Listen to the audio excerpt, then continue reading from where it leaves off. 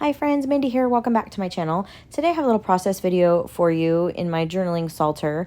I want to journal Psalm 34 verse 8, and I already have on that page a part of Psalm 34 where I have a different verse actually that I journaled.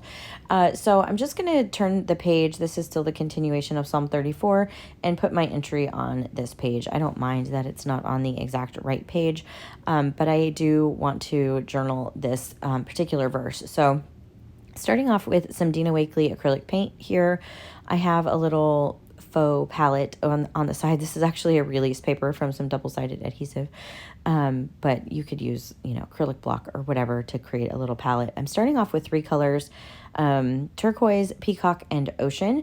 I also have some gesso over there, and so I'm mixing the gesso with the colors, trying to blend the colors together. I also want different shades of each of the colors, which is the reason for the gesso mixed in there. Now I'm using my finger to sort of blend in some gesso, kind of help to get rid of some of those brush lines and the harsh, delineation between each of the colors. And now I'm going to add a wash of this over the top of everything, just to, again, to try to blend all of this together. And then I want to add a wash of gesso over the top of this. So this is a really thinned out gesso. I'm going to cover this page completely. And I know that this, sometimes bothers people when I add a layer of gesso wash over things, but the color was just a little bit more intense than I had intended it originally. And I also want to create some dimension, but with being able to use a stencil. And so I'm applying a very thin layer of this gesso wash over the top, and I'm going to come in with a stencil. This is from Creative Worship Stamps. This is the Star Pattern stencil. This is from the October release. And I'm coming in with a baby wipe, and while that gesso is still wet, I'm actually pulling the pigment up through the stencil with a baby wipe. And then I'm repositioning the stencil so that it's basically repeating pattern and going all the way down the page. When I pulled up the stencil, because that paper was still a little tacky, it did pull up some of the paint on there because I hadn't dried any of the layers. And so I'll fix that later on, but that was how I got that design into the background. And then I'm coming in with my title for this page, which is going to be Taste and See. I'm stamping this out with the Boss Lady outline stamps from Creative Worship Stamps. This is also part of this release. There's also a solid and a die set that go with this particular set, but I'm just using the outlines for today. And then I added some clear embossing powder over the top, and I'm going to heat set that. And now I'm going to come in with some these are actually from Faber-Castell. These are Pitt brush markers, and they have some of these in different various nibs, but I'm using the brush markers in particular, and I'm just adding a little bit of color down at the bottom. And then if you do it quickly, you can actually sort of blend the color. So I'm just kind of smearing it upward toward the top of each of the letters.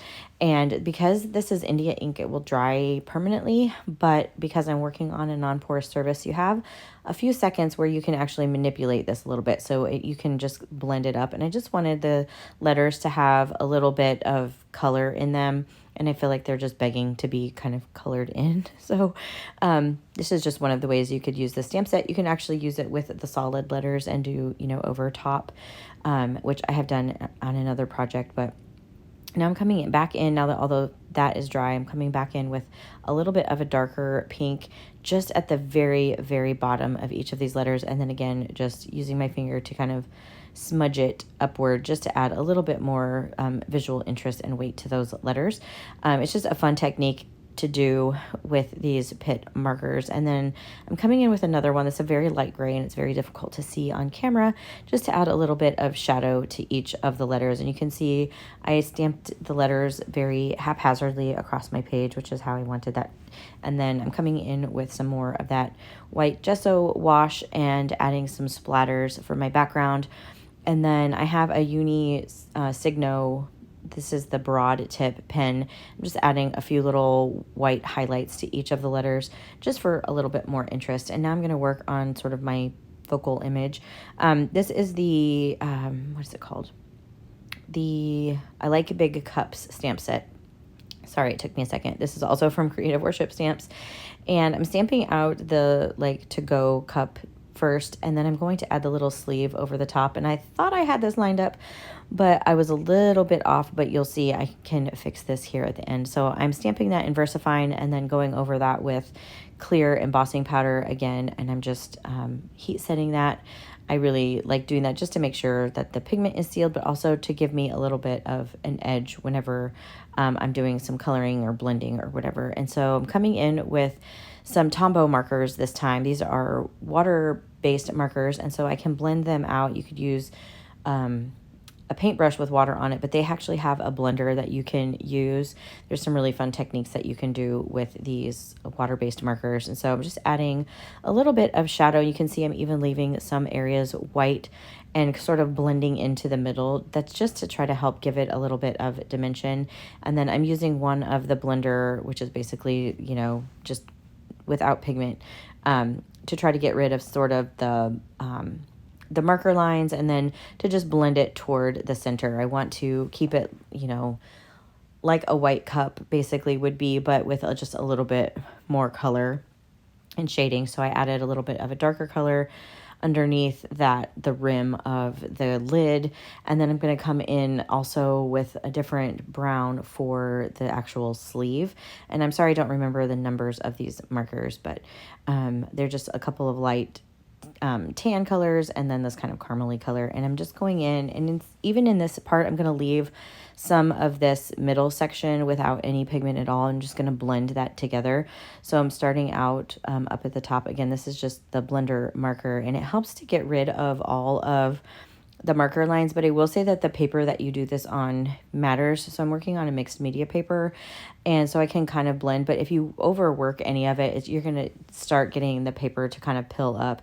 So you just kind of have to be careful how much you're just, you know, rubbing back and forth. But and then you can just clean the marker by rubbing it on the page. And then I decided to add a little bit more shadow up underneath the lid of the cup. And then I want to add my sentiment. This is actually from the Colors of Fall stamp set, and I'm just stamping that in the sleeve section, and then I will trim this out so it says blessed beyond measure, because this verse in Psalm says taste and see that the Lord is good. And so I'm trying to figure out where I want to place this little cup. My tendency is always to put it in the bottom right hand corner, and so but I decided to do it over here on the left, but I felt like it needed something to rest on. So I'm coming in with some Texture Tiles 9 stamp set here. This one has some little coffee beans. So I'm making a little pile of coffee beans for my my little cup to sit on. And then also some splatters here that look like coffee rings and different things.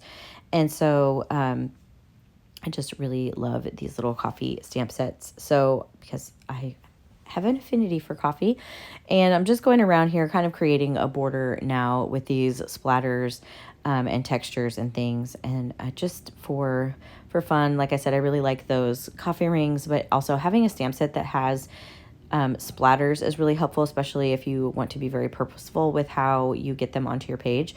So I'm just adding them as a border, and I'm just rotating that stamp around as I go. And then I went ahead and wrote down the verse because I was on the opposing page, just so that I would have it on here. And then I will glue down my little coffee cup, and that will basically be it for me for this page. I will add a few little more details, some purposeful splatter or marks with my white Signo pen, and then that will basically be it for me. So if you liked this video, I would really appreciate it if you gave it a thumbs up. Subscribe to my channel if you haven't already. My affiliate link for Creative Worships is going to be down in the description, as well as all of my other links, like my Facebook group and my website, and hope to see you over there. And until next time, bye.